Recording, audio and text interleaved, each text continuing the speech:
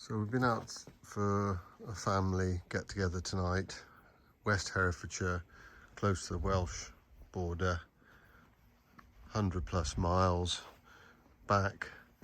Just plugged it in over there on the wall to charge to the 80%. Just was a little update on how I'm seeing the whole experience here on the Model Y Tesla long range.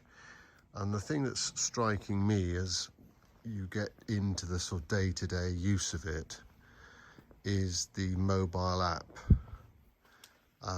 with the vehicle. And what I'm really enjoying, and I've now got the wife into, is you're visiting somebody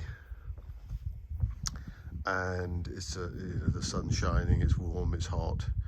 You vent the windows before 10 minutes or so, 20 minutes before you know you're going. It opens up the windows sort of like an inch or so. So what I mean by that is you remotely from away from the vehicle, it vents, it just drops down here. It's enough to let all hot air out. Nobody can get in, it's still secure. And then you turn on, you close the vent windows and you cool the vehicle down.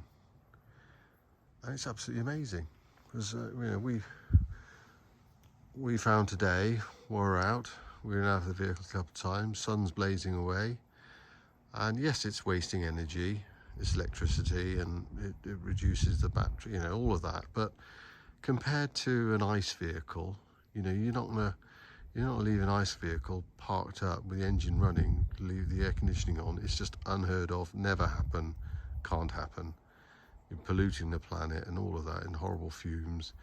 With this, it just quietly sits there, staying, preconditioning and cooling for you a few minutes before you go. And you get back in the vehicle. I know it's kind of crazy, but it's sort of 10 degrees in there. So the seats, yes, the seats do get too hot. It is uncomfortable, but you precondition the car to 10 degrees, you get in the vehicle, it's nice and fresh, nice and cool. Then of course it goes up to the standard temperature, 18, 20 degrees on the journey, but the vehicle is nicely preconditioned for your comfort levels. And off you go. Now, this is an odd thing I'm finding with this window here. This window here is lazy.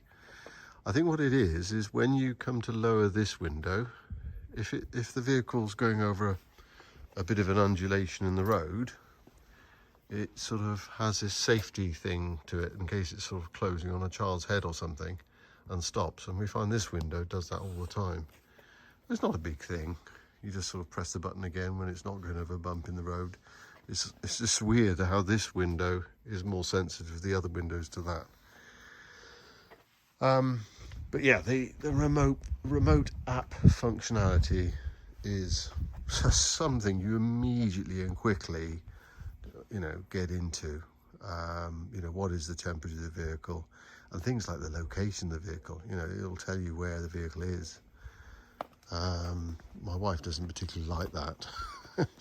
She thinks I'm stalking her. Where is she, whatever. But it just all of that. Believe me, it's compared to how we've been living with ICE vehicles and ICE vehicle technology, this is a massive game changer, and you just can't see yourself going backwards from this. Not at all, ever.